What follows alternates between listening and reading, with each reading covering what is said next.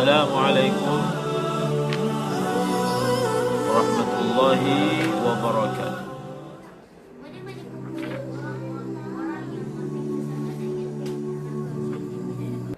Bismillahirrahmanirrahim. Alhamdulillahi rabbil alamin. Wassalatu wassalam ala ashrafil anbiya'i wal mursalin Sayyidina wa maulana Muhammadin wa ala alihi wa sahbihi ajma'in. Rabbi shrah li sadri wa yassir li amri wahlul 'uqdatam min lisani yafqahu qawli. ولا حول ولا قوة إلا بالله العلي العظيم. الحمد لله.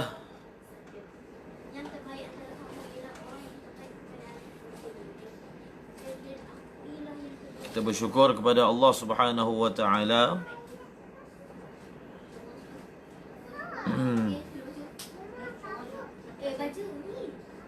atas limpahan rahim dan kasih sayangnya. Sekali lagi kita dapat bersama bagi meneruskan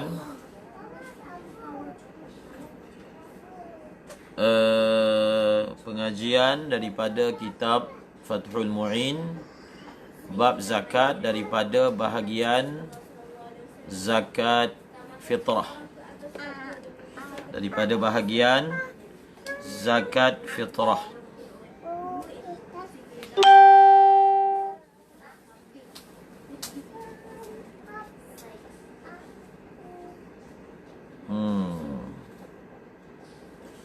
InsyaAllah malam ini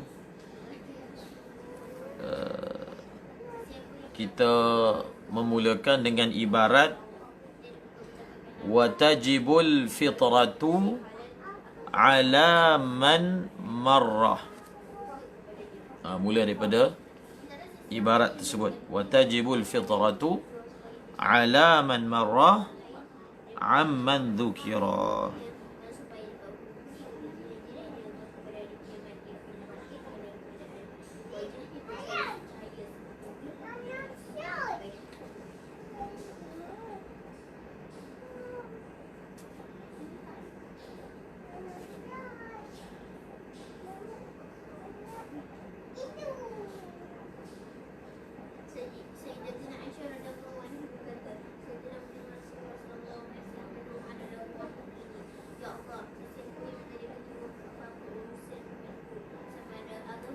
Okay.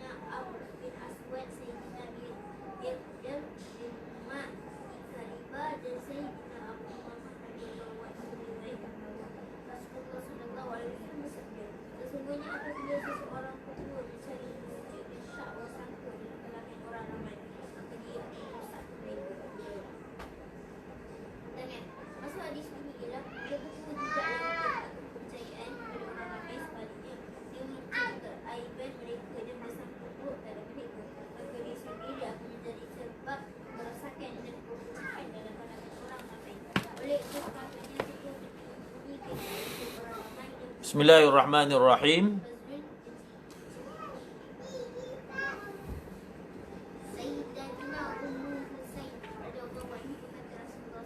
Watajibul fitratu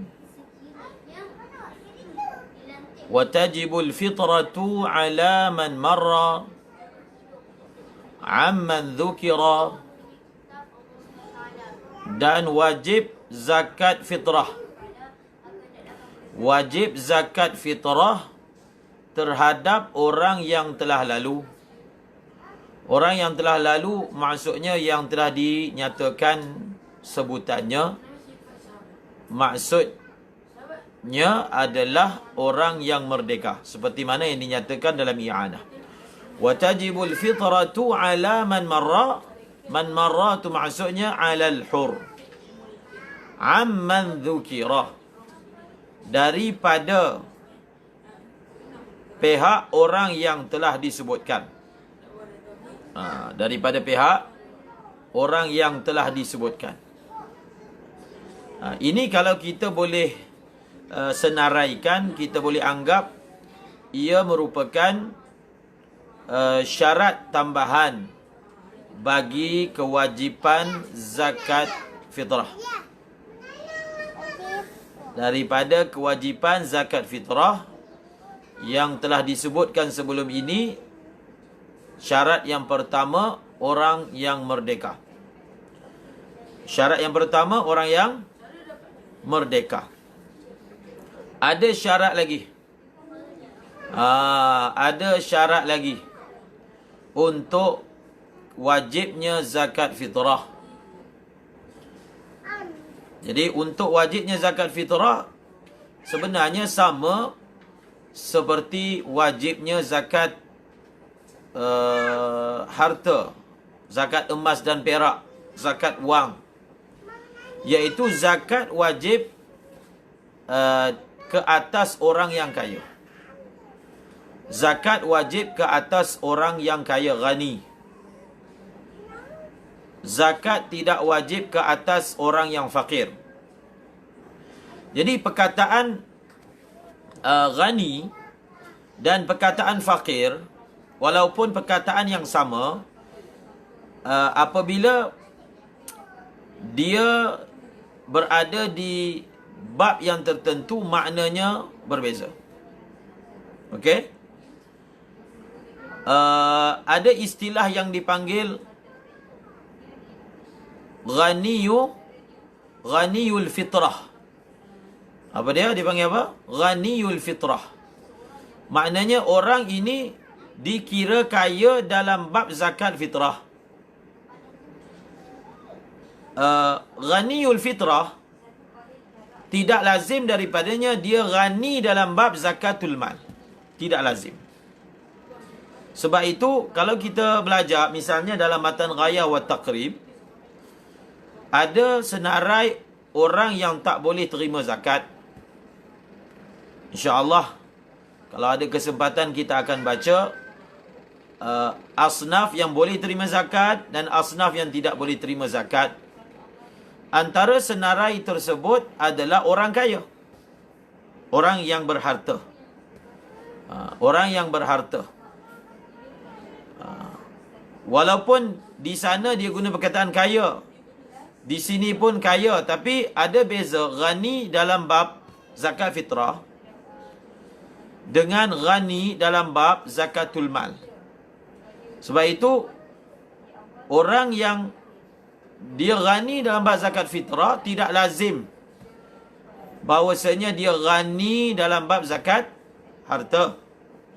Tak lazim. Sebab itu walaupun dia ini wajib bayar zakat fitrah, tak semestinya dia tak boleh terima zakat. Tak semestinya dia tidak boleh terima zakat. Boleh bertembung, boleh bertemu sekali, berkumpul. Dia wajib bayar zakat fitrah, dalam masa yang sama dia juga asnaf zakat.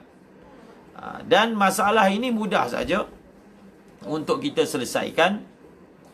Maka kita perlu tahu definisi, ta'rif yang ulama nyatakan. Dengan kita mengetahui definisi, maka masalah itu selesai. Okey? Jadi yang kita bakal baca ini boleh kita katakan syarat yang kedua. Boleh kita katakan sebagai syarat yang kedua bagi kewajipan zakat fitrah. Yang pertama itu merdeka, dan yang kedua adalah musir. Digunakan perkataan musir. Lawan dia mu'sir ataupun ghani boleh digunakan. Musir lawannya mu'sir. dalam bab nafkah nanti, kalau kita belajar pun ada juga istilah musir dengan mu'sir. Ada istilah tersebut. Dalam bab haji ada istilah orang yang mana mustati' ataupun kita bolehlah guna perkataan musir. Jadi orang kaya dalam bab haji, kaya dengan makna orang yang ada istita'ah. Istita'ah dalam bab haji tak sama dalam berbanding istita'ah dalam bab zakat. Jadi setiap bab itu sebenarnya perbezaan-perbezaan yang kita nampak, yang ulama bezakan antara satu masalah dengan masalah yang lain, sebenarnya melihat kepada konsep dan objektif ibadat tersebut. Contohnya kan, istita'ah dalam bab haji, dia bukan hanya bicara orang yang ada duit saja. Bukan. Dia juga perlu ada syarat keupayaan fizikal. Ada syarat keupayaan fizikal. Sebab itu ibadah haji ni dia adalah ibadat badaniyah dan ibadat maliyah. Dia badaniyah dan maliyah. Sebab istita'ah i'tibar fizikal dan i'tibar harta. Adapun zakat, dia tak ada langsung i'tibar fizikal. Tak ada. Orang gila pun wajib zakat. Budak kecil yang belum mumayyiz pun wajib zakat. Orang sakit pun wajib zakat. Orang lumpuh pun wajib zakat. Tak ada kaitan. Bab kekuatan tubuh ni tak ada apa-apa iktibar dalam bab zakat. Okey? Maka syarat yang kedua, kalau kita boleh ringkaskan, lafaz dia musir. Lafaznya adalah apa? Musir. Lafaznya adalah musir.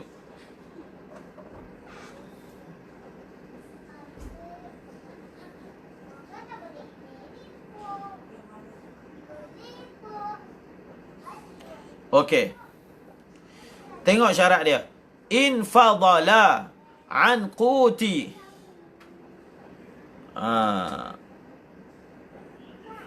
In fadala an quti mumawwanin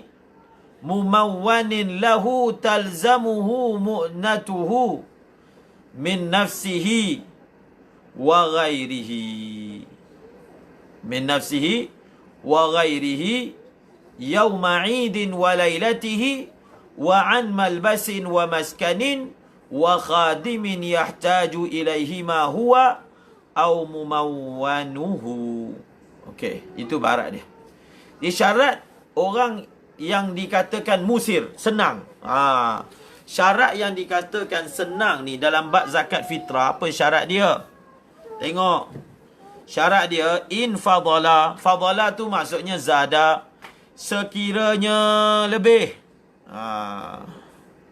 Sekiranya apa? Sekiranya lebih. Maksudnya ada lebih. Sekiranya ada lebih. Dalam bab zakat ni, dia memang dia akan ambil kira keperluan yang kita perlukan. Balance daripada keperluan yang kita perlukan itu, kalau ada, maka orang ini dikira musir. Tetapi kalau perkara-perkara yang disebutkan ini, dia ada harta, tapi harta diperlukan kepada perkara-perkara yang disebutkan, dan tak ada baki langsung, maka orang ni dikira mu'sir. Kalau ada baki separuh, maka separuh sahaja yang wajib, tak wajib semua. Jadi cuba kita tengok perbelanjaan apakah yang diambil kira dalam yang dikira sebagai keperluan. Kalau kita amati perbelanjaan yang disebutkan di sini, bukan semestinya bersifat daruriyat. Daruriyat ni kalau tak ada, kira matilah. Tidak. Ataupun mati, halak. kalau kita tengok ni, perkara-perkara yang diambil kira ni bukanlah hanya ambil kira perkara daruriyat. Bahkan perkara hajiat pun dimasukkan sekali. Perkara hajiat pun dimasukkan sekali. Diambil kira. Maknanya, seperti mana kita belajar kan. Ini pelajaran ni zaman sekarang ni dia jadi famous lah. Famous. Iaitu daruriyat, hajiat, tahsinat, kan? Jadi kalau kita amati perkara-perkara yang diambil iktibar dalam perbelanjaan, bukan hanya daruriyat tetapi hajiat. Sekiranya lebih daripada qut, lebih daripada qut, mumawwanihi maksudnya yang dia sarah, orang yang dia sarah. Mumawwanin lahu talzamuhu mu'natuhu. Talzamuhu mu'natuhu. Min tu bayan. Apa maksud mumawwan ni? Maksud mumawwan ni maksudnya zat yang dia sara. Siapa yang dia sara? Diri dia sendiri. Min nafsihi wa ghairihi. Dan orang lain yang dia sara. Cuba tengok ibarat betul-betul. Lebih daripada orang yang lazim. Tu, talzamuhu. Talzamuhu. Orang yang lazim atas dia mu'nah. Kos tanggungan orang tersebut.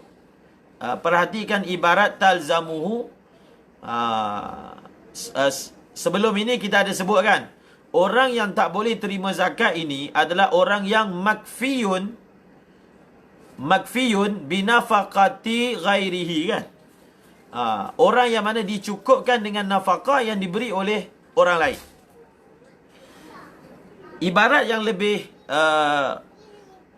teliti adalah makfiyun binafaqatin wajibah. Jadi kalau ada orang yang dia disara, ada orang tanya soalan, dia dapat beasiswa, ataupun dia disara oleh abang dia. Adalah, maknanya adalah duit poket, tapi dia ni tak boleh nak bekerja. Maka walaupun dia ada duit poket, dia ada nafkah yang ditanggung, tapi oleh kerana abang dia yang tanggung dia, nafkah itu tidak dikira nafkah wajibah. Dia bukan nafkah yang wajibah asalatan. Maka walaupun dia ada ditanggung dengan nafkah tertentu, ada orang sponsor dia ke misalnya, tetap dia ini masih layak untuk terima zakat. Bezakan antara makfiyun binafaqatin wajibah dengan makfiyun binafaqatin mandubah. Binafaqatin ghairi wajibah. Okey? Lebih. Ada lebih daripada apa? Daripada qut. Daripada qut. Qut ni maknanya qut, makanan dia. Keperluan makanan dia. Diri dia dan orang yang dia tanggung. Wa ghairihi, siapa yang dia tanggung, kita ingat. Orang yang mana ada imkan kita wajib tanggung adalah kembali. Tengok balik. Ada 3 sebab. Ada 3 sebab yang kita wajib tanggung. 3 sebab nafkah. Apa dia 3 sebab nafkah? Apa dia? Zaujiyah, pasangan suami isteri. Milik. Dan juga apa? Qarabah. 3 ni adalah asbab luzumin nafkah. Jadi kalau satu orang dia wajib tanggung nafkah isteri dia, maka ghairihi, isteri ada kat situ, dia wajib tanggung nafkah milik dia. Apa yang dia miliki? Pertama, hamba.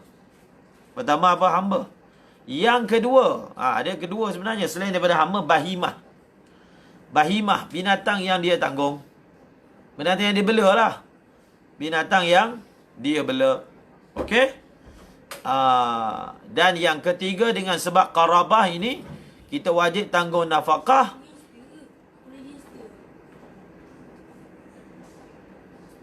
Dengan sebab qarabah adalah apa dia? Ba'd ataupun usul ataupun furu'. Nafkah usul dan juga nafkah furu' dengan syarat-syarat yang tertentu. Sekali lagi kita ingatkan, nampak tak keterikatan bab zakat fitrah ini dengan bab nafkah. Sebelum kita nak teruskan, jadi waghairihi itu boleh sebutlah orang, siapakah orang yang mana wajib ditanggung nafkahnya. Tiga jihah. Tiga sebab mungkin.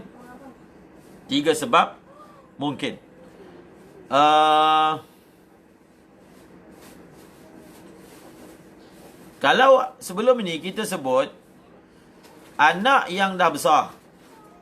Anak dia dah besar, tapi tak ada harta. Anak besar tapi tak ada harta, tapi dia mampu bekerja. Maka dia tetap tidak wajib ditanggung nafkahnya oleh apa? Oleh ayah. Syarat mampu bekerja ni ada dalam furu'. Tetapi syarat mampu bekerja tidak ada dalam usul. Untuk usul yang kita wajib tanggung nafkah ni, ayah, ibu, atuk. Usul yang kita wajib tanggung nafkah ni, syarat dia ialah fakir je. Fakir. Jadi kalau usul kita fakir, maka kita wajib tanggung nafkah dia walaupun dia mampu bekerja. Tidak ada untuk ayah ataupun ibu ni, dia ni memang tak ada harta, tapi kalau nak kerja boleh. Tapi dia kata ayah dia malas, maka dia tak nak tanggung. Ayah boleh kerja sendiri. Tak.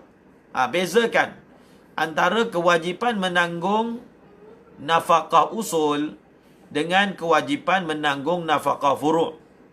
Kewajipan menanggung nafkah furu' tidak ada syarat. Ada syarat adamul qudrah alal kasbi al-la'iqi. Adapun kewajipan menanggung nafkah usul tidak ada syarat adamul qudrati alal kasbi. Maksudnya ma'a qudratihi alal kasbi tajib ala al-furu' nafaqatuhum. Okey? Jadi bezakan. Jadi nampak tak? Dua masalah sama. Sama dari sudut dia, maksudnya antara usul dengan furu' ni, dia punya sabab dia sama kan? Qarabah. Sama. Sebab wajib tanggung nafkah sama. Tapi kenapa dibezakan? Kenapa dibezakan? Untuk usul tak ada syarat ni. Untuk furu' ada syarat ni. Kita kalau tengok sekali imbas pun kita boleh faham lah. Kita boleh faham. Adalah tidak layak. Tidak sepatutnya maknanya ditaklifkan ayah untuk bekerja. Barulah, kalau dah tak mampu bekerja, barulah anak wajib tanggung. Dia tak samalah. Jihah ubuwah dengan jihah bunuwah tak sama. Jihah ubuwah dengan jihah bunuwah tak sama. Dia punya syaraf dia tak sama. Sebab itu ta'amul dengan jihah ubuwah tak sama dengan ta'amul dengan jihah bunuwah. Tak sama. Kalau ayah dalam bab fiqh kan, kalau ayah bunuh anak dia, tak ada qisas. Berdosa tapi tak ada qisas. Na'udzubillah, kalau satu orang anak bunuh ayah dia, itu jelaslah ada qisasnya. Ada apa? Ada qisasnya. Kalau anak, saya bagi contoh. Jadi ini cara ulama mengesan furuk. Ini cara ulama mengesan apa? Furuk antara masail. Kita tengok lagi. Kalau anak dia bagi hibah,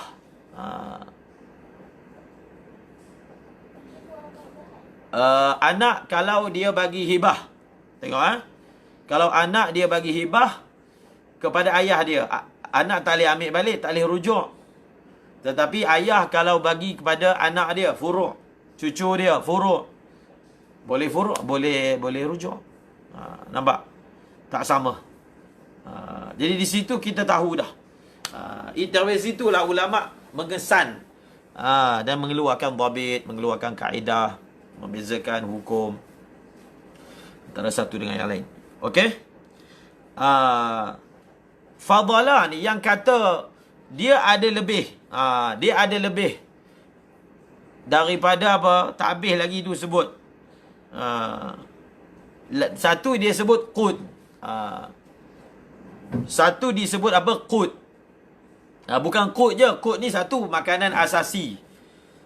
Bila tu? Maknanya qut yang diperlukan apa? Setahun punya qut ke? Sebulan punya qut ke? Seminggu punya qut? Tak.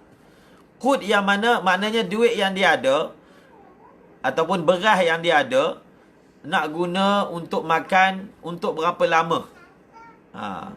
Lepas tu baru kita iktibar apa? Kita iktibar lebih. Cuba tengok. Yauma'idin wa lailatihi. Yauma'idin wa lailatihi. Nampak? Iaitu apa? Pada hari. Dia hendaklah lebih pada hari apa? Eid. Yauma'idin wa lailatihi. Lebih itu iaitu pada hari raya, siang raya dengan malamnya. Pada hari raya, pada siang. Dia yaum ni dia ada itlaq. Yaum ni maksudnya siang. Yaum ni juga maksudnya 24 jam. Ini ada satu tambih yang menarik lah ni. Cuba tengok dalam Fathul Mu'in dia sebut al-muradu biha al-mutaakhirah an yaumihi. Al-muradu biha al-mutaakhirah an yaumihi. Saya biasa dengar Syekh Muhammad bin Ahmad Amu sebut begini. Dalam syariat malam ni dia mutaqaddimah 'ala al-yawm. Al-lailatu mutaqaddimatun 'ala al-yawm. Malam ni dia datang dulu. Malam datang dulu berbanding siang. Al-mutaqaddimah, al-lailatu mutaqaddimatun 'ala al-yawm illa fi masail. Kecuali dalam beberapa masalah malam mutaakhirah 'anil yawm. Okey? Pertama apa? Pertama ialah Lailatu Arafah. Lailatu Arafah. Malam Arafah. Malam Arafah dia bukanlah malam yang sebelum siang Arafah, tetapi malam yang lepas siang Arafah. Betul tak? Itu masalah yang dikira apa? Al-lailah mutaakhiratun 'anil yawm. Maksudnya ini itlaq syarak. Itlaq syarak. Bukan lugah. Kemudian dalam bab zakat fitrah. Dalam bab apa? Zakat fitrah. Iaitu kan dia kata hendaklah lebih. Hendaklah lebih. Semua tu untuk satu hari. Maksudnya dia ada untuk makan satu hari je iktibar. Kalau dia ada lebih duit untuk makan seminggu, kira dia ada lebih lah. Kita iktibar sehari je. Jadi iktibar sehari tu kan disebut Yaumal Eid wa lailatahu. Hari raya dan malamnya. Malam tu malam sebelum ke malam selepas? Malam sebelum ke malam selepas? Kalau kita tengok dalam kitab I'anatu Talibin, al-muradu biha al-mutaakhirah an yaumihi. Al-mutaakhirah an yaumihi. Nampak? Al-mutaakhirah an yaumihi. Tetapi tak apa, kita bubuh masalah yang ketiga. Masalah yang ketiga ialah nafkah. Masalah yang ketiga ialah nafkah. nafkah ni, nafkah dia daripada segi kaedah, teknikal lah. Saya dah sebut berkali-kali, dia kena beza perbicaraan tentang hak-hak suami isteri ni dalam kitab fiqh dengan kita bicara tentang sepatutnya bertaamul dan berinteraksi suami isteri dalam bab apa? Dalam bab kerukunan rumah tangga. Selalu kita sebut bahawasanya kalau dalam bab kerukunan rumah tangga, kita bina atas ihsan, atas tadhiyah, bukan atas hukum yang basic. Hukum yang disebut, contohnya suami tak wajib belikan ubat isteri, contohnya. Suami tak wajib bayarkan bil air untuk isteri mandi biasa. Itu kita tak cakap ketika nak targhib. Dalam bab keluarga sunnah ke, kita tak cakap. Perkara itu fuqaha sebut ini digunakan untuk apa? Untuk hasmul khilaf. Bila masuk ke mahkamah, sekarang ni kita nak tentukan nafkah-nafkah yang tertunggak, maka kita akan terangkan yang betul-betul wajib sahaja. Di situ kegunaannya pembahasan tentang nafkah yang wajib, bukan untuk di-applykan dalam kehidupan seharian rumah tangga. Dia ada unsur tasamuh. Isteri Sayyidina Ali, puteri Rasulullah pun mengisar gandum, mengangkat air, Zubair bin Awam dan seumpamanya. Jadi jangan apa? Jangan kita keliru antara dua masalah. Kalau dalam kitab ibarat Fathul Mu'in, I'anatul Talibin, beliau sebut al-mutaakhirah. Okey, yang ketiga ialah dalam bab nafkah. Dalam bab apa? Nafkah. Dalam bab nafkah, dia segi teknikalnya, kewajipan nafkah ni per hari. Bila terbit sahaja matahari, kalau tak silap, kalau terbit je matahari, maka in'aqada sababu wujubin nafkah. Sebab wajibnya nafkah dia per hari. Bila bermulanya kewajipan nafkah, terbit matahari. Maksudnya siang dan malam berikutnya. Kemudian esok pula siang dan malam berikutnya. Siang dan malam berikutnya. Okey, tiga masalah. Tetapi tentang zakat fitrah yang sedang kita bicarakan sekarang, pendapat yang muktamadnya kaedahnya konsisten, iaitu al-lailatu mutaqaddimatun 'anil yaum. Boleh baca keterangannya dalam Hasyiah Tarmasi. Ustaz Syauqi ada kan? Ustaz Syauqi ada. Ustaz Syauqi labbaik. Jadi Syekh Muhammad Saud ada menulis sedikit catatan ataupun perbahasan ringkas mentahqiqkan masalah ni. Walaupun dalam ibarat misalnya Bushrul Karim ke, ibarat ni yang menyebut al-muradu minal laila al-mutaakhirah, tetapi ditahqiqkan berdasarkan ibarat-ibarat tertentu dalam Tuhfah misalnya. Maka tahqiqnya dalam bab zakat fitrah, yang dimaksudkan dengan malam itu adalah macam biasa al-mutaqaddimah. Okey? Al-mutaqaddimah.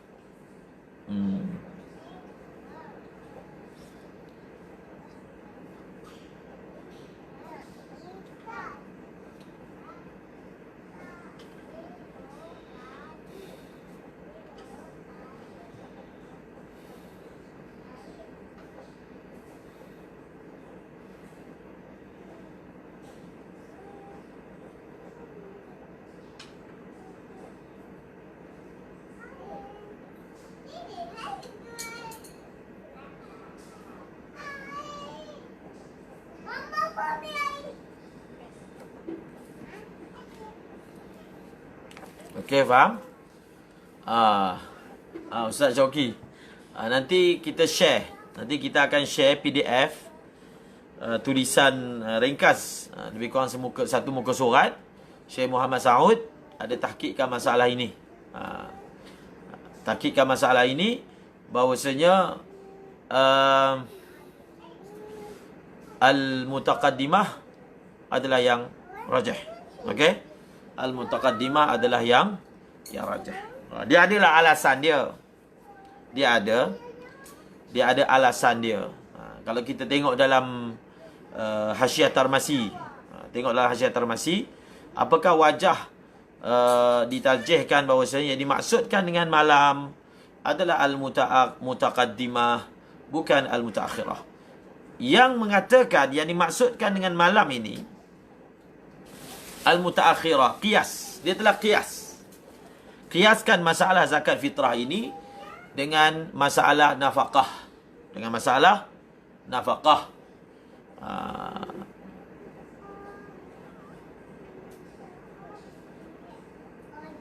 Itu ibarat dia.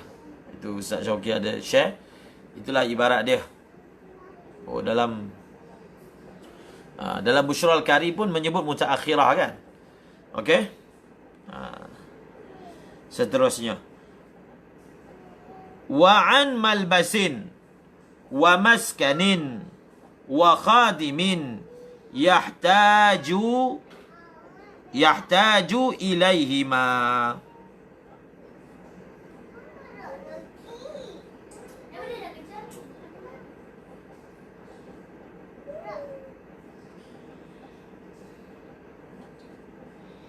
Okey.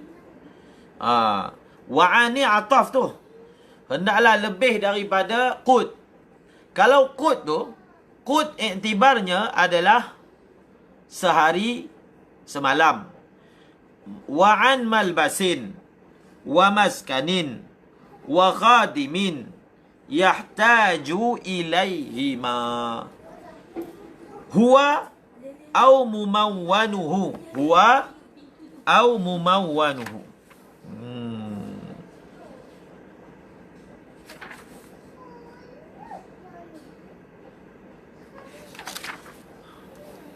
Okey. Dia sebelum kita tengok pada syarah, kita tengok dulu pada ibarat kitab. Ibarat kitab dia guna perkataan yahtaju ilaihima. Yahtaju ilaihima. Hima dia guna tasniah.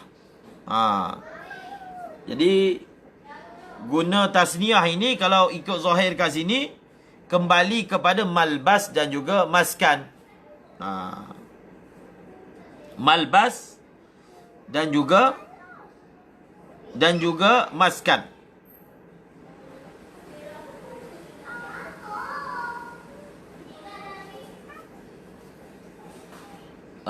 Kalau tengok dalam yang anak kata sawabnya guna perkataan yahtaju ilaiha. Okey? Yahtaju ilaiha. Kalau dalam kitab Al-Manhajul Qawim, ibarat yang digunakan yahtaju ilaihi. Maknanya guna dengan mufrad. Yahtaju ilaihi.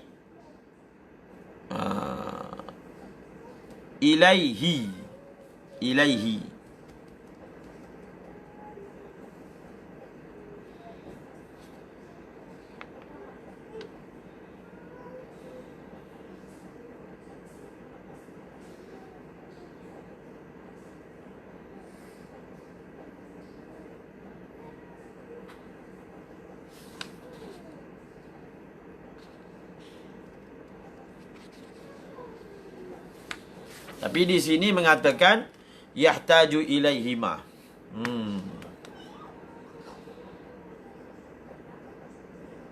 Jadi yang mana yang lebih ibarat yang lebih dakik? Yahtaju ilaiha ke ataupun yahtaju ilaihima? Cuba kita bahas sikit tentang masalah penggunaan ibarat. I'anah komentar, kita guna perkataan yahtaju ilaiha supaya beliau mengatakan supaya kita boleh kembalikan tu kepada apa? Kepada tiga perkara. Jadi Pendapat yang sawabnya yahtaju ilaiha lah. Okey? Yahtaju ilaiha boleh ataupun yahtaju ilaihi pun boleh tak? Ini cara nak takdir. Nampak tak? Cara nak takdir. Kalau kita belajar dalam misalnya dalam kitab Sahih Bukhari kan, ada nama tempat. Contohnya Hira. Jadi ada keadaan yang mana di dhamir yang dikembalikan itu muannas. Ada keadaan dikembalikan kepadanya dengan dhamir muzakkar. Tengok macam mana ulama taujih. Ulama katakan kalau dhamir yang kembalikan itu muannas, kita takdir maksudnya buqa'ah. Kalau dhamir yang kembalikan itu muzakkar, alat takdir, dia dengan makna apa? Makan, tempat. Itu sebab dalam nahwu ini, dia dalam nahwu muannas dan muzakkar, ada keadaan yang kita lihat pada lafaznya, ada keadaan kita tengok pada maknanya. Sama juga dengan mufrad dan jamak kan. Mufrad dengan jamak, ada keadaan yang kita tengok pada lafaznya, ada keadaan kita tengok pada maknanya. Ayat yang masyhur dijadikan contoh, wa minan nasi man yaqulu amanna billahi wa bil yawmil akhir wa ma hum bimu'minin. Jadi ayat yang pertama, wa minan nasi man yaqulu, nampak? Mufrad. Tapi hujung wa ma hum bimu'minin jamak. Jadi cuba tengok dalam tafsir sebut apa? Yaqulu i'tibar kepada lafaz man. Wa ma hum i'tibar kepada makna. Man ini dia boleh mufrad, tasniah dan jamak. Okey. Jadi dalam kitab i'anah mengatakan as-sawab, kita guna perkataan yahtaju ilaiha. Nampak ada wajah lah. Ada wajah lah sawabnya. Sebab dia sebut 3 perkara. Jadi bila kita kata ilaihima, dia kembali kepada 2. Sedangkan yahtaju ni adalah kaid. Kaid yang diperlukan oleh tiga perkara, maka yahtaju ilaiha. Okey? Yahtaju ilaiha, kalau ha tu kita takdir yahtaju ila thalathah. Kalau kita baca ilaihi, yahtaju ilaihi, cara takdir dia yahtaju ila ma dzukira minal umuri thalathah. Itu takdir dia. Ada orang kata nahwu ni kita buat kan. Tapi bukan semua keadaan boleh main buat je. Tak apa, boleh jadi. Tak semestinya. Ada qawaid juga. Okey? Jadi nampaknya ilaiha tu lebih berwajah lah. Sebab nak kembalikan kepada 3. Wa an malbasin wa maskanin wa khadimin yahtaju ilaiha.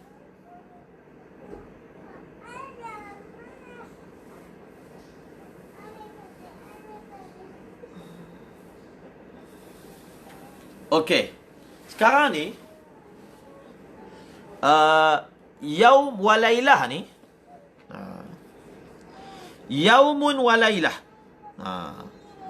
keperluan ni.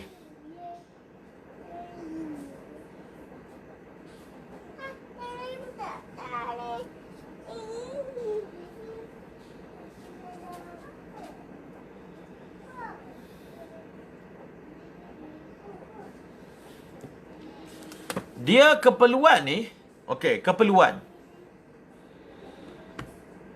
Kalau qut, makanan tu, kalau makanan, iktibarnya keperluan tu 1 hari je. 1 hari. Tetapi, dalam bab 3 perkara ini, keperluan ni tidak ada kait dengan 1 hari 1 malam. Jadi ini pun, bila kita baca teks kitab, orang yang belajar fiqh ni, dia kena ada satu ketelitian pada teks, khususnya fiqh lah. Sebenarnya dalam setiap kitab pun sama kan. Dia kita punya minda tu, minda usuli.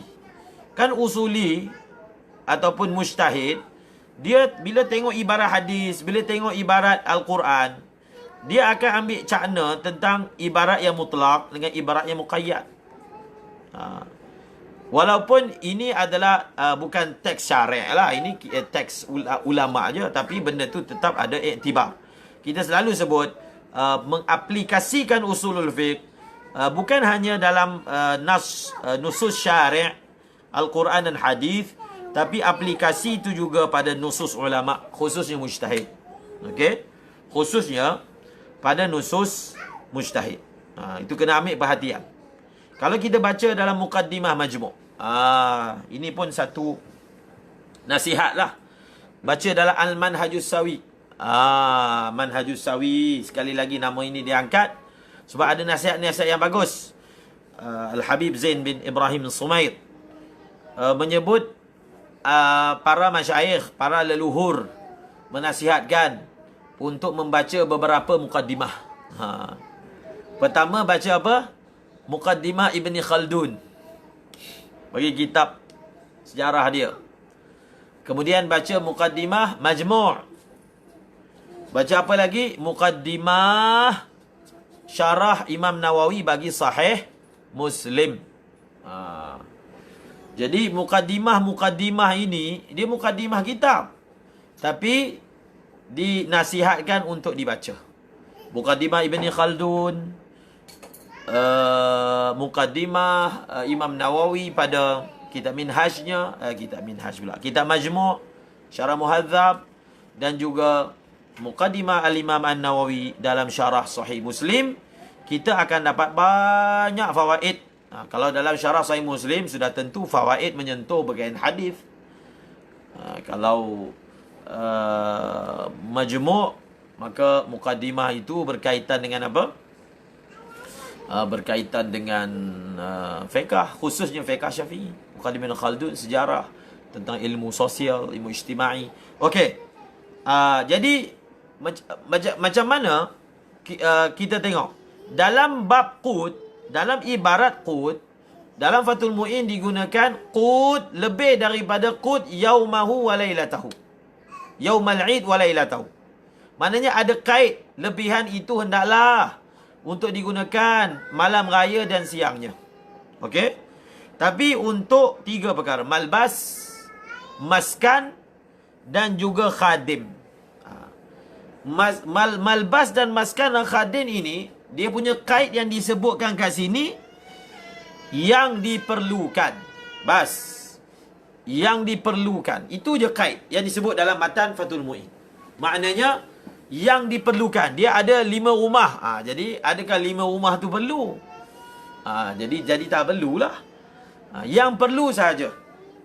Jadi untuk 3 perkara ini, kalau dia ada khadim seorang, maka dia perlulah seorang ni. Tak boleh kurang daripada itu. Maka kira perlu. Tapi dia ada 3, dia tak perlu untuk guna semua. Maka dikira khadim yang lebih daripada diperlukan tu kira lebih. Dikira sebagai apa? Lebih. Maka dia ini wajib membayar zakat fitrah. Kemudian lebihan daripada apa? Lebihan daripada pakaian yang diperlukan. Ini pakaian ni yang jadi masalah ni. Pakaian ni, mungkin orang tak ada duit tapi ada banyak pakaian. Pakaian tu kalau jual-jual tu, jual kat keling botai, takkan tak boleh dapat RM7 kan? Kita ingat balik kisah Syekh Abdul Wahab Sya'rani tentang bagaimana beliau bermimpi bahawasanya amalannya mu'allaq. Rupanya ada lebihan harta. Harta tu boleh dijadikan, ditunaikan sehingga dapat beli beras, dapat beli gandum untuk bayar zakat fitrah. Okey, dia lebih daripada malbas, maskan dan juga khadim yang diperlukan. Okey, yang diperlukan ini adalah syarat pertama.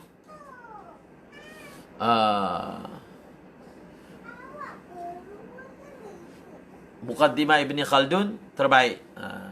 Walaupun sebahagian ulama kritik juga, ada pandangan-pandangan tertentu Ibni Khaldun. Misalnya Mufti Taqi ada kritik dalam bab pemahaman dia tentang apa? Tib Nabawi. Cuba tengok dalam Takmilah Fathil Mulhim. Tengok dalam Takmilah Fathil Mulhim dalam kitab Tib. Jadi mengomentari tentang pemahaman Ibn Khaldun tentang masalah apakah ada yang dipanggil Tib An-Nabawi. Seperti mana yang diangkat masalah ini pada akhir-akhir ini. Okey. Jadi itu syarat pertama. Syarat yang kedua sebenarnya ada dalam matan Fathul Mu'in tak sebut, tapi dalam matan lain sebut. Dalam matan lain sebut, iaitu apa dia? Dalam matan lain sebut iaitu layak, yang layak. Malbas dan maskan yang layak untuk dia, yang layak. Jadi syarat dia mesti yang layak untuk dia.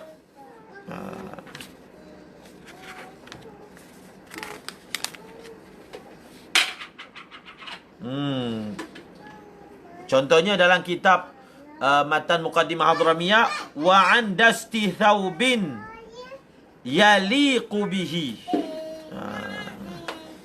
yang layak untuk dia.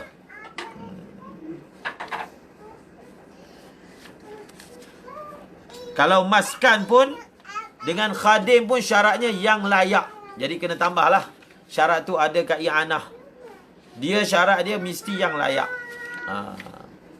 Jadi kalau contohnya rumah tu besar sangat, dia tu dah jadi orang biasa je, maka dia sebenarnya rumah tu dah kira lebih lah. Maka dikira lebih lah. Jadi tak layak.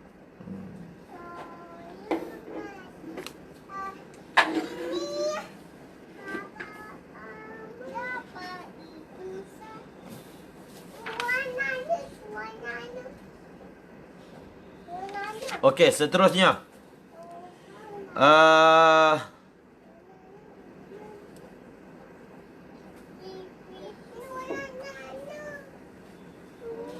Faham tak yang ni? Setakat ni faham kan?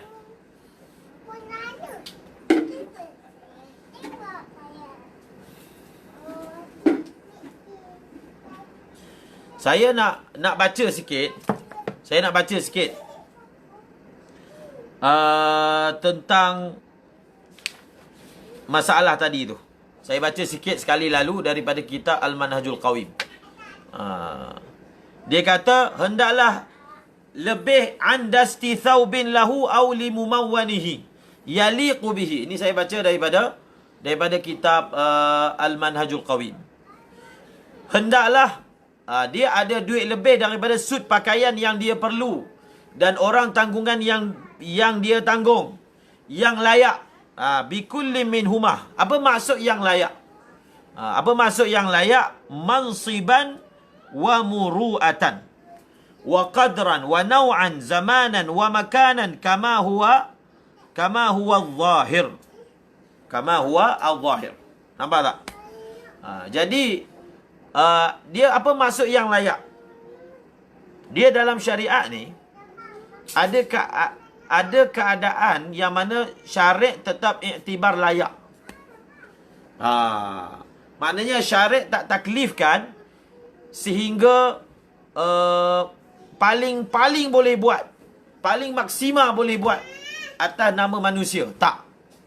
Ada setengah keadaan yang mana dalam hukum fiqah lah, mengambil juga soal kedudukan, mengambil juga soal muru'ah. Sebab itu kalau kita tengok dalam bab ta'zir, jadi kena faham betul, kita tak nak berfikiran demokrasi ataupun liberal sehingga kita tidak melihat pertimbangan-pertimbangan syarak. Jadi orang yang mana terkesan dengan idea liberal ataupun idea demokrasi, melihat kesamarataan, sebenarnya tak betul. Syarak mengambil iktibar anzilun nas manazilahum, kan? Ada iktibar. Nabi juga menyuruh untuk kita memuliakan ketua kaum. Jadi ada orang dalam majlis kita letak depan, ada orang letak belakang. Itu tidak dikira diskriminasi. Jadi perkataan diskriminasi ni telah digunakan untuk menunaikan kehendak tertentu. Kalau perkara itu panutannya syarak, kita tak peduli dengan perkataan diskriminasi ke, perkataan tidak meraihkan demokrasi ke. Kerana apa? Kita ada syarak, kan? Kita ada syarak. Jadi kalau syarak tidak meraihkannya, maka kita tidak meraihkannya. Okey? Okey, kita ambil satu contoh, kan? Kita ambil satu contoh tentang masalah mengambil kira kufu. Dalam syarak ada mengambil kira kufu. Yalah, walaupun perkara tu khilaf. Membezakan antara kufu antara Arab dengan Ajam misalnya. Okey? Antara anak sultan dengan orang biasa, benda itu sebenarnya ada iktibar segi syarak. Segi syarak. Bahkan ada sebahagian ulama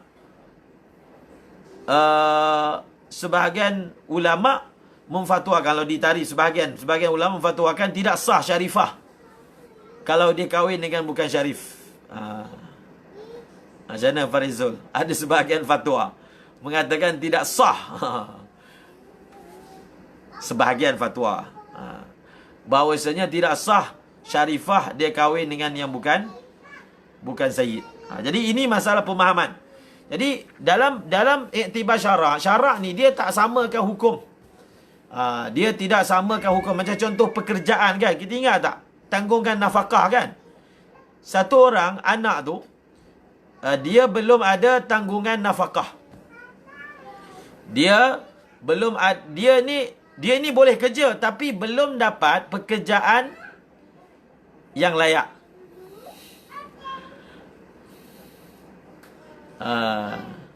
Farizul anak Sultan Sabah, Sultan Lucknow. Okey, Sultan Sabah, Sandakan. Okey. Dia muktamadnya sah, jangan takut. Saya sebut ada sebahagian yang memfatwakan, ada kitab pun yang dituliskan untuk masalah tersebut. Kita nak bagi tahunya ada iktibar. Jadi orang yang belajar agama, dia jangan terkesan sangat dengan arus perdana ni. Dia malu pula untuk bercakap yang seolah-olahnya dia ni bukan orang demokratik. Tak. Selagi mana ada panduan syarak utama, sekiranya tak ada, baru kita tengok huruf. Maka contohnya masalah kasab, kan? Dia ni boleh kerja, tapi tidak ada kasab yang layak untuk dia. Dia anak orang kaya, anak bangsawan. Memanglah kalau nak suruh kerja, kerjalah. Kerja kutip sampah pun boleh. Tetapi apa? Tetapi dia dikira tidak mampu kerja. Jadi tak mampu bekerja, ada yang iktibarnya hissi dan ada iktibarnya apa? Syar'i. Nampak tak? Layak. Pekerjaan yang layak, kan? Ada perkataan yang layak. Yang layak untuk dia. Jadi iktibar layak tu ada. Jadi iktibar layak itu, kalau dalam kitab Al-Manhajul Qawim, tengok pada mansib dia. Tengok pada muru'ah dia. Kalau kita tengoklah dalam kitab fiqah, kan, cuba tengok dalam bab apakah sebab-sebab yang menggugurkan jemaah. Bahkan Jumaat pun. Satu orang, dia ini ada pakaian yang layak untuk dia. Hari tu pakaian tu basah, tak boleh nak pakai. Dia tak boleh lah nak pergi masjid pakai t-shirt je. Ada muru'ah untuk dia. Sebab dia ulama' agak contohnya. Maka dia dalam kita kata, kalau dia tidak ada imamah yang layak untuk dia. Dia memang keluar pakai imamah. Imamah yang layak tak ada pada ketika itu. Tak boleh digunakan. Gugur daripada hukum makruhnya meninggalkan sembahyang berjemaah, hatta meninggalkan Jumaat. Jadi ada iktibar tu. Ada iktibar itu. Diambil apa? Diambil kira. Jadi bikulli minhuma mansiban wa muru'atan. Wa minhu, yang maksudnya termasuk dalam pakaian yang diambil kira tu, kamis, sarawil, imamah, muk'ab, kasut. Wa ma yahtaju ilaihi min ziyadah lil bard wa tajammul wa ghairi dhalika mimma yutraku lil muflis. Okey. Jadi dia ambil kira. Maksudnya pakaian apa? Pakaian ni bukan baju je. Kalau dia perlukan serban tu kira. Kalau dia perlukan kasut memang perlulah dikira. Bahkan dalam kitab Hasyiah Tarmasi, kalau ikut Imam Kurdi, Muhammad bin Abdullah Al-Kurdi. Jadi ingat nama muhakkik yang mutaakhir. Satu Ahmad Bek Al-Husaini itu antaranya lagi adalah apa? Muhammad bin Sulaiman Al-Kurdi. Dia adalah muhakkik. Dan termasuk juga yang dikira sebagai muhakkik juga, iaitu sahib Fawaid Makkiyah. Okey. Lianna dhalika yubqa lil madini wal fitratu laysat bi ashadda min ad-daini. Okey. Jadi perkara-perkara ini ditinggalkan. Jadi kalau orang tu ada sampai 10 helai baju, itu dikira lebih lah. Kan? Dikira lebih. 10 helai seluar, itu dikira lebih. Maka dia kena jual tu. Kalau dia boleh jual, dapatkan duit, maka dia masih wajib bayar zakat fitrah. Dibahaskan kan, kita ingat kan hadis bahawasanya saumu Ramadan mu'allaqun baina samai wal ard, la yasqutuhu ila al-fitrah tu. Ulama bahaskan, okey, satu orang dia bayar zakat fitrah diri dia. Adakah pahala puasa Ramadan itu masih tergantung? Pahala puasa Ramadan masih tergantung kalau dia tak bayar zakat fitrah isteri dia tak bayar zakat fitrah anak dia. Adakah apa? Zakat fitrah tu tergantung pahala puasa Ramadan. Dia ulama kata ya. Pahala puasa Ramadan itu dikira tergantung naqis selagi dia tak bayar. Kalau dia dah bayar untuk diri dia, tapi dia belum bayar untuk memawan dia, maka dikira juga sebagai tergantung. Tergantung. Kemudian ulama bahas lagi, satu orang isteri, suami dia cuaikan bayar zakat fitrah. Satu orang anak, ayah dia cuaikan zakat fitrah. Jadi adakah pahala puasa Ramadan mereka tergantung? Tak tergantung. Kerana kewajipan itu bukan atas mereka. Kewajipan itu atas yang menanggung mereka. Maka mereka tak terlibat dengan masalah pengurangan pahala. Yang terlibat adalah orang yang wajib sahaja. Okey. Jadi perkara-perkara itu diambil kira. Dia kena lebih. Dia ada lebih. Ada tak lebih lagi? Ada. Kena benda tu pakaian, tak ada duit cash. Dia kena tunaikan, jualkan, dapatkan wang, beli beras. Atas qaul beras, mazhab Syafi'i, dan bayar zakat fitrah. Kalau tak, dia kira berdosa. Okey. Wa an maskanin lahu wa limumawwanihi wa an khadimin lahu wa limumawwanihi yahtaju kullu minhuma ilaihi ay ila ma dhukira min al-maskan wal khadim wa yaliqani bihima qiyasan 'ala al-kaffarah. Qiyasan 'ala kaffarah.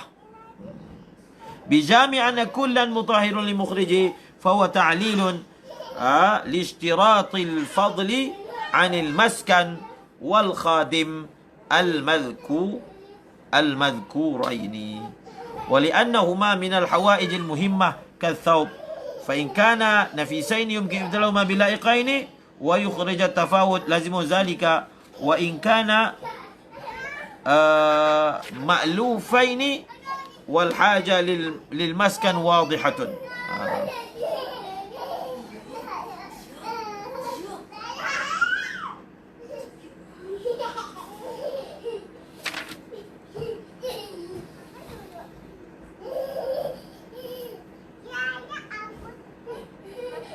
Okey, faham tak? Jadi ibarat tu nanti cek balik. Jadi ibarat tu kita cek balik.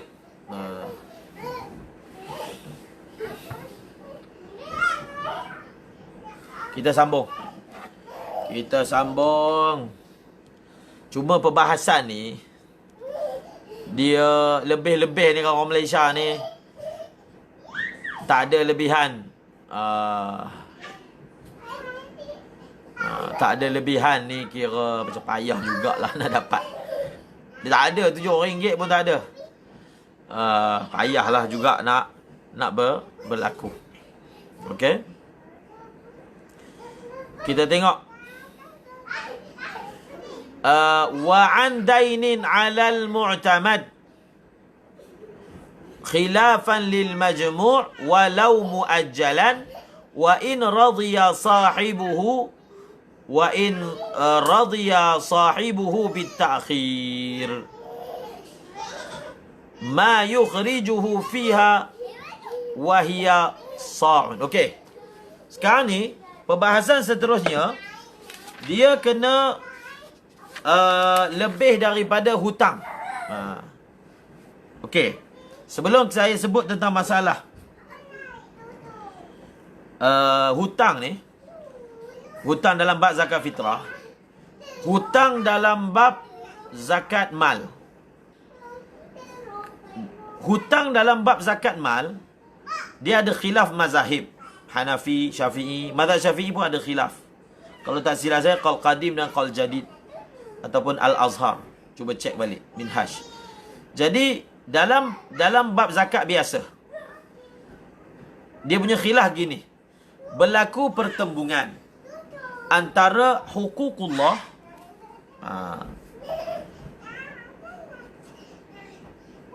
atau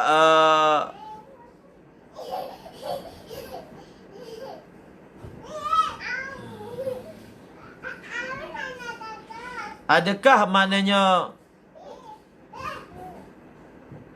diambil kira apa ni?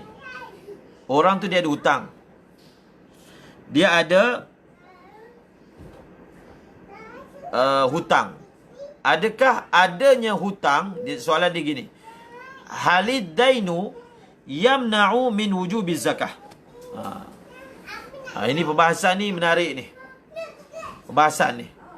Adakah ada hutang menghalang daripada wajibnya zakat? Ada khilaf. Mazahib dan mazhab Syafi'i ada khilaf. Pendapat yang muktamadnya apa? Pendapat yang muktamad, ad-dainu yamna'u wujub zakah. La yamna' wujub zakah. Adanya hutang tidak menghalang wajibnya zakat. Adanya hutang tidak menghalang wajibnya zakat. Maksudnya, dia nak guna duit ni bayar zakat ke? Ataupun nak guna duit bayar hutang? Mazhab Hanafi mengatakan, bila satu orang dia ada hutang, maka dia kena takdimkan bayar hukukul adami. Maka tak wajiblah zakat. Adapun mazhab al-Imam Syafi'i pun ada khilaf. Menurut pendapat yang muktamadnya apa dia? Wujudud dain la yamna'u wujub zakah. Tapi ini dalam bab zakatul mal. Okey? Ini dalam bab zakat harta. Dalam bab zakat harta, anna daina wujudud dain la yamna'u wujub zakah. Tidak mewajibkan, tidak menggugurkan kewajipan zakat. Dalam bab ni, dalam bab zakat fitrah ada khilaf. Cuba tengok. Wa an dainin 'alal mu'tamad khilafan lil majmu' walau muajjalan wa in radiya sahibuhu bit ta'khir. Kalau tengok ni, maknanya dalam bab zakat fitrah ni pun ada khilaf. Dalam bab zakat fitrah pun ada khilaf. Cuba kalau dalam matan pun dah nampak dah. Bila dia kata mu'tamad, maksudnya ada khilaf. Dan hendaklah lebih dari hutang. Menurut pendapat mu'tamad, berbeza dengan apa yang disebutkan dalam majmu'. Jadi kalau tengok dalam I'anah mengatakan, pendapat yang Zikir.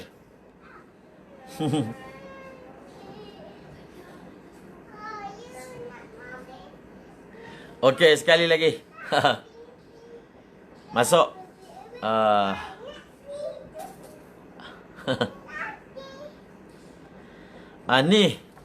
Ni ibarat ni.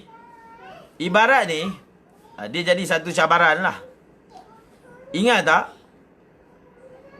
Jadi bila kita belajar Fathul Mu'in ni, satu poin yang mungkin kita boleh kata perlu diambil perhatian tentang masalah khilaf. Tentang masalah khilaf. Okey, cuba kita ulang balik. Ada masalah khilaf sebelum ni, perbincangan tentang masalah apa? Siapa ingat? Yang baru kita baca. Masalah apa yang baru ni khilaf tu? Tentang kewajipan zakat atas hurrah ghaniyah. Betul tak? Kewajipan zakat atas hurrah ghaniyah kalau suami dia tu hamba kan? Ingat tak? Masalah tu. Di atas di matan Fathul Mu'in sebut apa dia? Matan Fathul Mu'in sebut wajib atas hurrah ghaniyah. Tetapi di bawah tu sebut bahawasanya pendapat yang muktamadnya tidak wajib. Itu contoh. Kemudian masalah khadimah. Kalau ingat balik masalah man sahibathu li takhdumaha, man sahibatha li takhdumaha ala nafaqatiha. Masalah khadimah kepada isteri biiznihi, dengan izin suami kan. Adakah wajib zakat fitrah ataupun tidak? Maka bila diperhatikan, rupanya masail ini ada tafsil. Dalam matan sebut macam tak ada tafsil, tapi dalam syarah sebut ada tafsil. Ini pun satu perkara yang satu orang yang mufti, satu orang fiqh perlu jelas, dan perkara ini sepatutnya basic. Kalau sesuatu masalah itu sifatnya tafsil, kita kena jawab tafsil. Kalaulah soalan itu ditanya secara umum. Kalaulah soalan itu ditanya secara fix, dia tanya fix dalam surah yang khas, maka kita jawablah, tak perlu nak tafsil, tak perlu nak sebut kalau macam ni kan. Tapi kalau ditanya secara umum, ini perkara ini pun dipelajari dalam bahas masail. Jadi pelajar-pelajar dalam bahas masail ataupun mubahis jelas kan. Soalan ditanya tu ada ihtimal. Ada ihtimal surah ini, ada ihtimal surah ni. Maka ketika kita memberi jawapan, kita akan jawablah sekiranya begini maka begini. Sekiranya begini maka begini. Sekiranya begini maka begini. Tetapi dia ada satu lagi kaedah. Dia ada satu hukum yang asal. Ada hukum yang mana dia datang awarid. Dia datang dalam keadaan darurat contohnya. Kita tak perlulah jawab tafsil. Contohnya, apa hukum makan babi? Kita jawab, sekiranya tak ada darurat, hukumnya haram. Sekiranya ada darurat, hukumnya halal. Tak perlu sebut. Tak perlu. Itu salah tu bagi jawapan macam tu. Tak betul cara lah. Jadi kita jawab haram. Bas. Sebab sekiranya itu kaedah ni terpakai dalam semua surah. Ad-daruratu tubihul mahdhura dipakai dalam semua surah. Jadi kalau jawapan itu ditanya secara umum, soalan itu ditanya secara umum, maka kalau ada ihtimal tertentu, khususnya orang tanya pakai phone, kan? Contohnya orang tanya dalam radio kan, dia tanya soalan yang bersifat umum. Jadi ada ihtimal kita pun tak tahu hal dia. Bila kita tak tahu hal mustafti, sepatutnya kena tahu hal mustafti. Tapi kalau dah pakai radio macam mana? Maka kita jawab dengan pelbagai surah. Kalau begini, begini. Kalau begini, begini. Jadi kita hasarkan surah tersebut. Okey? Jadi begitu. Kalau tengok dalam matan soalan-soalannya hukumnya mutlak. Khadimah itu tak wajib dibayarkan zakat fitrahnya oleh suami. Tetapi kalau tengok dalam jamak yang dilakukan oleh Nihayatul Muhtaj, macam mana cara jamaknya? Cara jamaknya disebut Kalaulah muqaddarah, maka tak wajib. Kalaulah ghairu muqaddarah, barulah wajib. Nampak? Jadi ini pun antara masalah. Dia satu lagi. Dia satu lagi. Selalu saya ingatkan pelajar. Kalau kita tengok kan dalam kitab Baijuri, Baijuri sebut mu'tamad. Kena hati-hati tu. Bila Baijuri sebut mu'tamad, bila Nihayatuz Zain sebut mu'tamad, tak semestinya yang dia masukkan tu mu'tamad fil mazhab. Faham tak? Sebab apa? Sebabnya kalau Baijuri lah, kalau Baijuri sebut mu'tamad, maksudnya inda Imam Ramli. Jadi Baijuri ini tarjihnya adalah qaul Imam Ramli. Secara umumnya begitu. Jadi kita tak boleh ambil yang disebut mu'tamad dalam Baijuri, kita kira inilah mu'tamad alal itlaq fil madhab. Tak. Dia bukan secara umum. Begitu juga kita Nihayatuz Zain. Dia sebenarnya ini masalah Imam Ramli dan Imam Ibn Hajar. Jadi kalau nak faham tentang masalah ni, kena baca Al-Fawaidul Madaniyah. Al-Fawaidul Madaniyah fi man yufta bihi min ulama Syafi'iyah, lebih kurang begitu tajuknya. Di situ ada pembahasan tentang masalah ini. Tapi ini kalau kita Fathul Mu'in, kalau pengarangnya sebut Al-Mu'tamad, kebanyakannya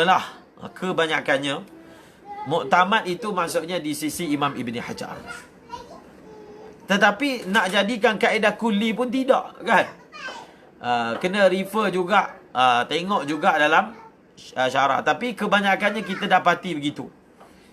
Jelaslah sebabnya. Sebab pengarang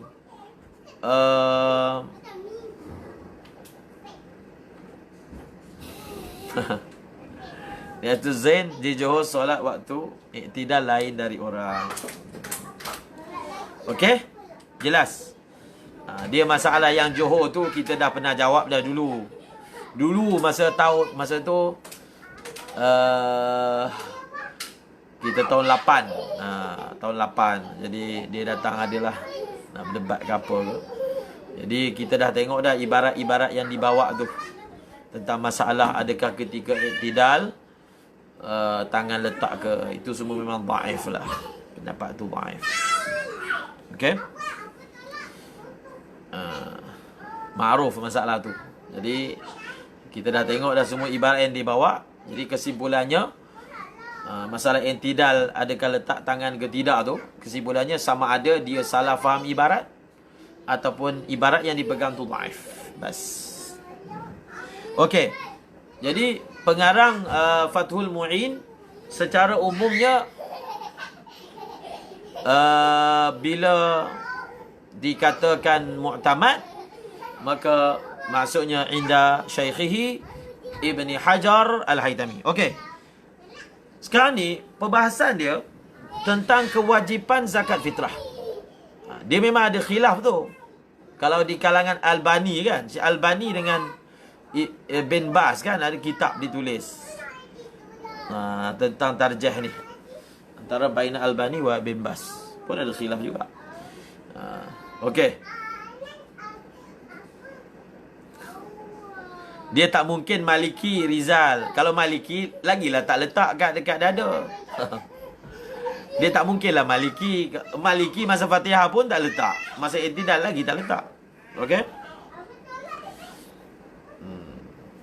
Jadi istidlal tu dhaif. Tak apalah. Masalah itu sepatutnya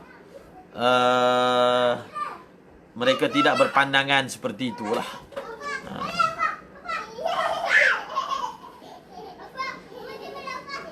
Alal mu'tamad.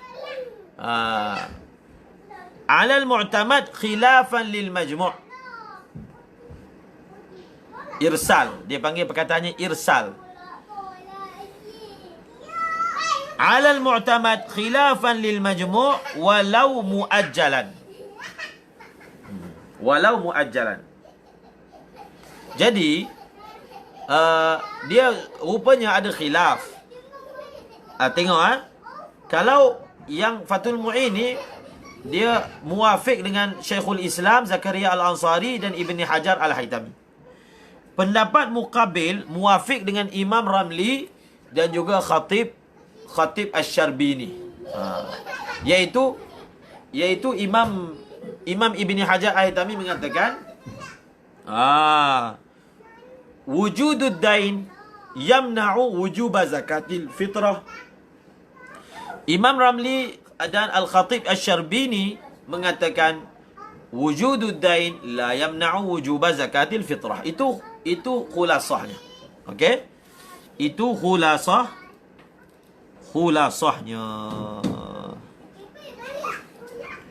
Khilafan lil majmu' walau muajjalan. Walau kana ad-dainu muajjalan wa in radiya sahibuhu bit-ta'khir. Walaupun tuan kepada hutang tu dia redha, tak apalah, bayar kemudian lah. Nampak tak kalau kat sini ni, kalau pendapat Ibni Hajar ni, walaupun hutang tu belum sampai waktu nak kena bayar, walaupun hutang itu belum sampai waktu nak kena bayar, ataupun walaupun hutang itu dah sampai waktu kena bayar tapi tuan dia redha dilewatkan, tetap di sisi Imam Ibni Hajar bahawasanya tak wajib bayar zakat fitrah. Tak wajib bayar zakat fitrah. Ada satu faedah lah, saya ingat kita nak baca sikit daripada kitab I'anatul Talibi. Kita nak baca sikit dalam kitab I'anatul Talibin. Okey, kita nak baca ni. Wa ibaratul mughni wala yushtaratu kaunuhu fadilan an dainihi walau ali adamiyyin kama rajjahahu fil majmu' karrafi'i fi syarhi saghir wa jazama bihi ibnul muqri fi rawdihi waqtadah. Dalam kitab Mughni menyebut tidak disyaratkan dia ada lebihan daripada hutang walaupun hutang manusia. Ini ditarjihkan dalam majmu', sama macam Imam Rafi'i dalam Syarah Saghir, dijazamkan dengannya oleh Ibnu Muqri di dalam kitab Rawdut Talib.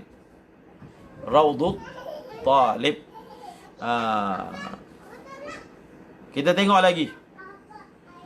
Qaulus Syafi'i wal Ashab. Jadi siapa ada ibarat tu boleh share. Ibarat tu dari I'anah tu kita nak baca ni. Qaulus Syafi'i wal Ashab law mata ba'da an halla Syawal fal fitratu fi malihi muqaddamatun 'ala ad-duyuni wa bi anna ad-dayna la yamna'u az-zakah wa bi annahu la yamna'u nafaqata az-zawjati wal qarib fala yamna' ijab al-fitrah wa ma farraqa bihi min anna zakat al-mal muta'alliqatun bi'ainihi wa an-nafaqa daruriyah bi khilaf al-fitrati fi ma la yujdi fal mu'tamad ma taqarrara wa in rajjaha fi al-hawi as-saghir khilafahu wa jazama bil musannifu fi nukatihi wa naqalahu 'anil ashab. Ini ibarat ni. Ini masalah ni khilaf lah. Tapi ada benda yang selain daripada tu. Selain daripada tu yang saya nak terangkan. Tapi kita ambil dulu tag ni. Tengok macam mana mereka tarjihkan pendapat. Macam mana dia tarjihkan pendapat. Mereka tarjihkan pendapat tu berdasarkan perkataan Imam Syafi'i dan ulama Syafi'i. Menyebut gini.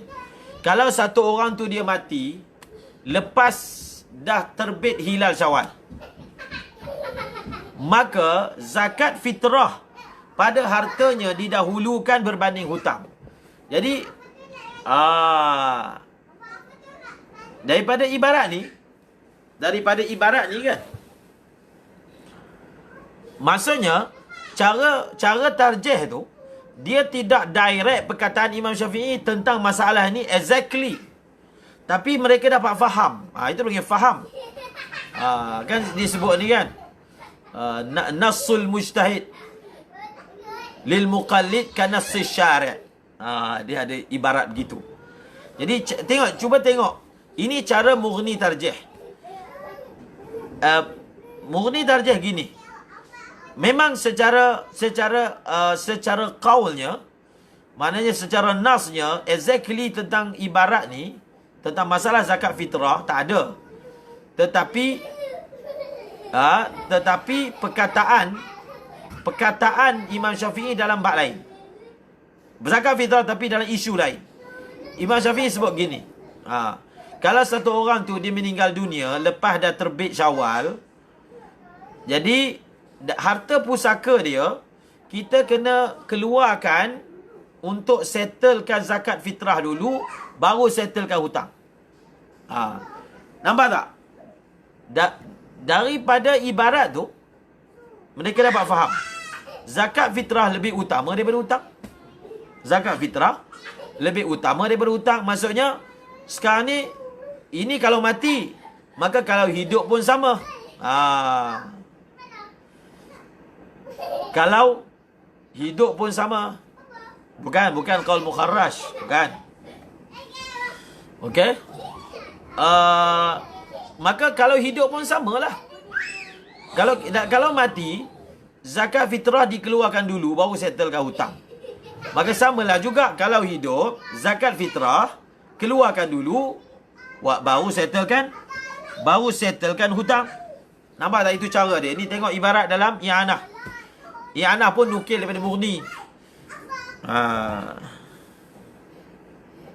Kemudian dia sebut lagi, wa bi anna ad-daina la yamna'u zakat. Kemudian dia kata, cuba kita tengok dalam bab zakatul mal. Tadi kan saya dah sebut. Dalam bab zakatul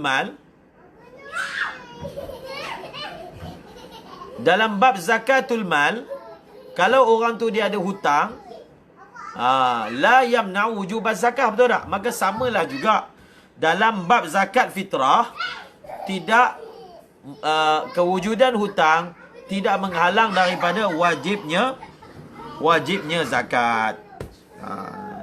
Wa bi annahu la yamna'u nafaqata az-zawjati wal qarib fala yamna'u ijab al-fitrah. Kemudian dia kias. Dia kata cuba kita tengok dalam bab nafkah. Satu orang dia ada hutang. Adakah kerana dia ada hutang dia tak wajib bayar nafkah anak isteri dia dan bapa dia, ibu dia? Tidak. Walaupun dia ada hutang, kewujudan hutang tidak menghalang dia kena bayar nafkah untuk anak dan isteri dia. Dia kata samalah juga. Nampak tak? Dikiaskan zakat fitrah, dikiaskan dengan zakat fitrah dengan zakat dengan nafkah. Dengan nafkah. Habis. Ini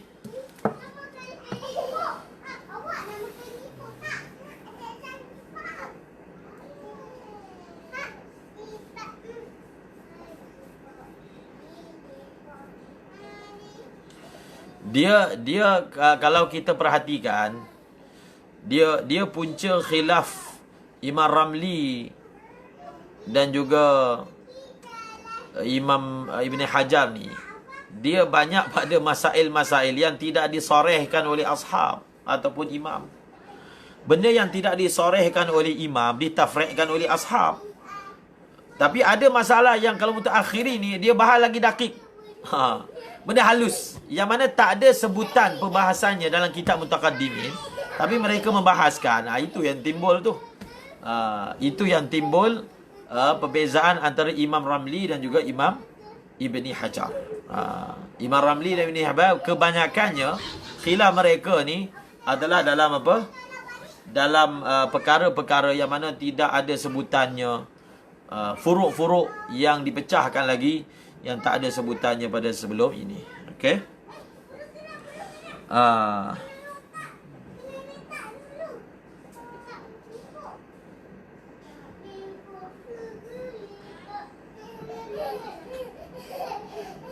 Khalas.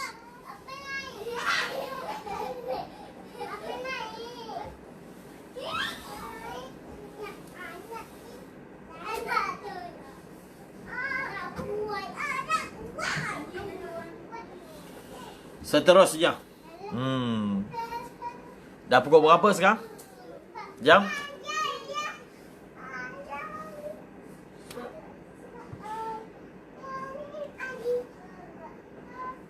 Oh, dah pukul 11.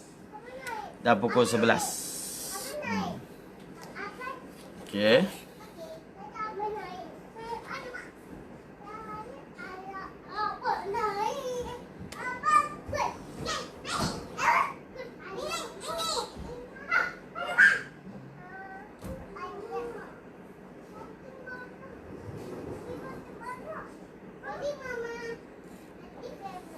Okey.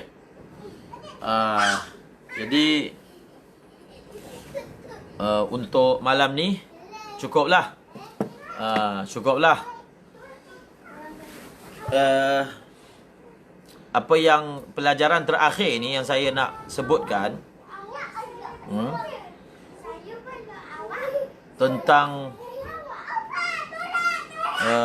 bagaimanakah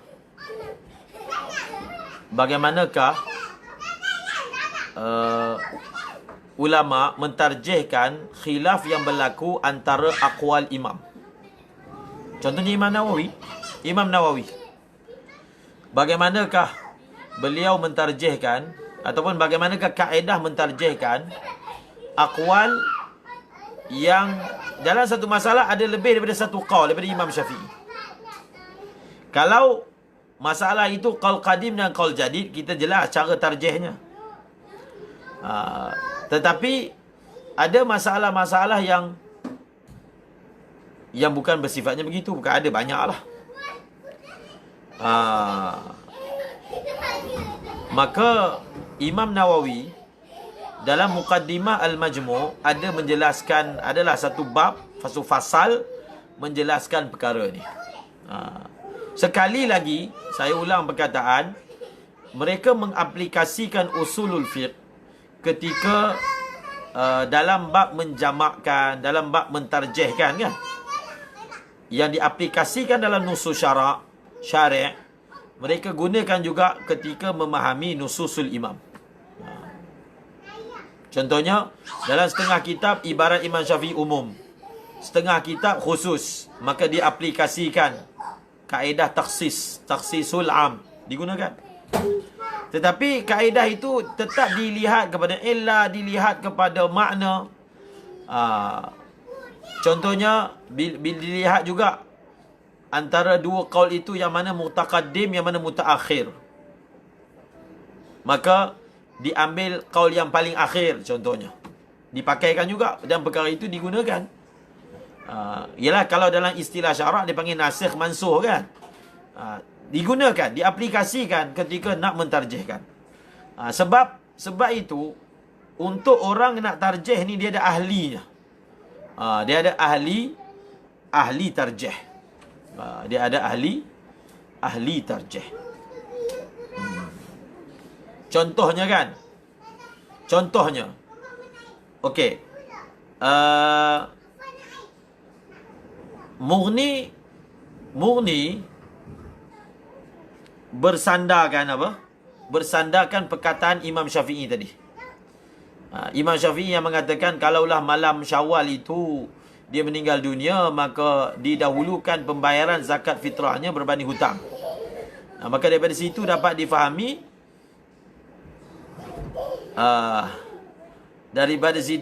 difahami bahawasanya zakat fitrah muqaddamah ala dain, didahulukan daripada hutang. Dan kalau dikiaskan pula zakatul mal, itu memang jelas-jelas lah. Zakatul mal, maka zakatul mal muqaddamah ala dain, didahulukan atas dain. Nampak tak? Okey, ketika menangani qaul Imam Syafi'i tersebut, dalam Asnal Matalib, saya baca dalam Hasyiah Tarmasi, walaupun maknanya setengah ulama menggunakan nas Imam Syafi'i itu untuk menunjukkan dalam bab zakat fitrah sama macam zakatul mal, iaitu kewujudan hutang tidak menghalang wajib zakat fitrah. Okey? Kewujudan hutang tidak mewajibkan zakat tidak menghalang wajibnya zakat fitrah. Tetapi Imam Syekhul Islam Zakaria Ansari, dia telah hamalkan, dia telah tanggungkan. Beliau telah tanggungkan. Beliau telah tanggungkan ibarat Imam Syafi'i itu. Ibarat Imam Syafi'i tersebut ialah apabila kewajipan hutang tidak mendahului kewajipan zakat fitrah. Jadi apa yang saya nak sebut ni, Syekhul Islam, ibarat yang digunakan oleh Mughni Muhtaj ataupun ulama yang menggunakan ibarat tersebut, beliau telah guna kaedah hamal, tanggungkan. Maksudnya taujihkan. Dia taujihkan. Kita taujihkan perkataan Imam Syafi'i itu, maksudnya ini ditanggung. Kan kaedah ni dipakai ketika mentaujihkan hadis. Jadi tujuannya untuk menjamakkan bainal aqwal. Dengan qiyas dan seumpamanya. Okey? Jadi dia kata, kita taujihkan perkataan Imam Syafi'i yang kata zakat fitrah kalau meninggal didahulukan daripada hutang tu. Ini kalau kewajipan hutang tidak mendahului kewajipan zakat fitrah. Tapi kalau hutang datang dulu, baru datang zakat fitrah, maka jawapannya apa? Kewujudan hutang menghalang daripada wajib zakat fitrah. Sebab hutang datang dulu, baru zakat fitrah datang. Kemudian, contohnya kan, Mughni menggunakan kaedah kias. Kita kias dengan zakatul mal. Maka seperti mana zakatul mal, kewujudan hutang tidak menghalang wajibnya zakat, sama zakat fitrah. Jadi orang yang jawab ni, dia akan menyatakan ibda'ul faraq. Dia akan kata antara dua masalah ini, zakatul mal dengan zakatul apa? Zakatul fitrah ni tak sama. Cuba tengok betul-betul. Tak sama. Bila tak sama, ada farik, maka tak sah kias. Kita bukan nak menang ke mana-mana, kita nak belajar. Itu kita selalu sebut ni. Maulana, ini akhir ni. Ni Maulana Anwar Shah. Maulana Anwar Al-Badakhshani. Bukan Anwar Shah Kashmiri, Maulana Anwar Badakhshani. Anwar Badakhshani ni tenaga pengajar lah di Newton, Binori Town, di Newton. Yang mana guru kita pun belajar di sana, menantu kepada Maulana Yusuf bin Nuri. Beliau ada tulis kitab Usulul Fiqh. Jadi mazhab Hanafi. Cuma yang menariknya perbahasan awal tu. Beliau sebut, apakah faedah kita belajar Usulul Fiqh kalau kita ni tak boleh berijtihad? Dia faedah dia, kita belajar, dan ramai masyayikh yang sebut perkara ni. Faedah kita belajar Usulul Fiqh bukan walaupun harapan nak jadi mujtahid itu jauh sekali, tetapi tujuannya adalah kita nak tahu ma'rifatu turuqil mujtahidin fi istinbatil ahkam. Kita nak tahu turuk, jalan, usul yang dibina oleh mujtahidin ketika mengeluarkan hukum. Maka Syekhul Islam mengatakan zakatul mal ini dia kan muta'alliqun bi'ainil mal. Zakatul fitrah dia ghairu muta'alliqin bi'ainil mal, tak sama.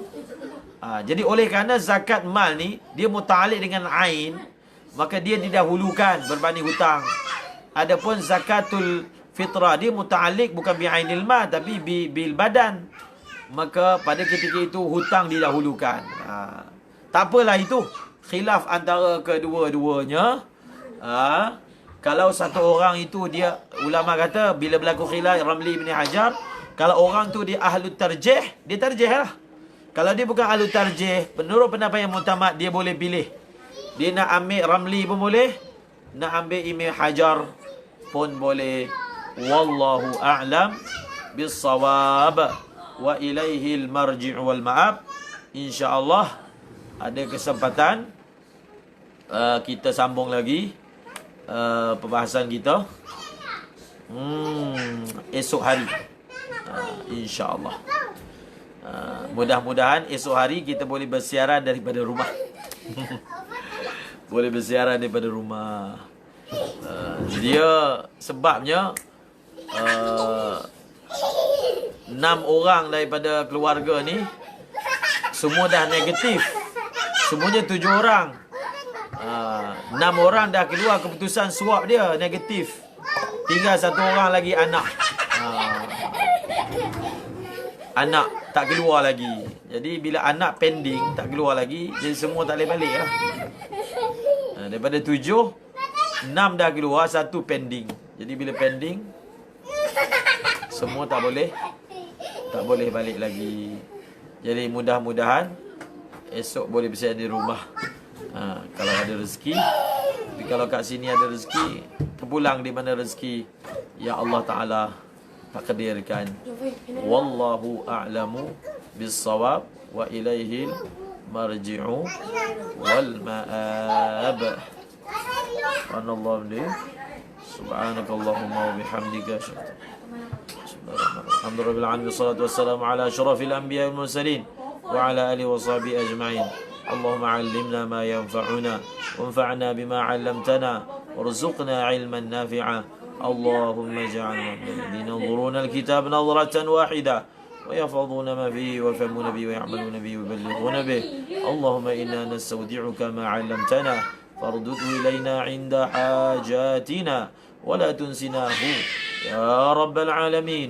Sallallahu ala sayyidina Muhammadin nabiyil ummi wa ala alihi wa sahbihi wa sallam. Subhana rabbika rabbil izzati amma yasifun wa salamun ala al mursalin walhamdu lillahi rabbil alamin. Amin.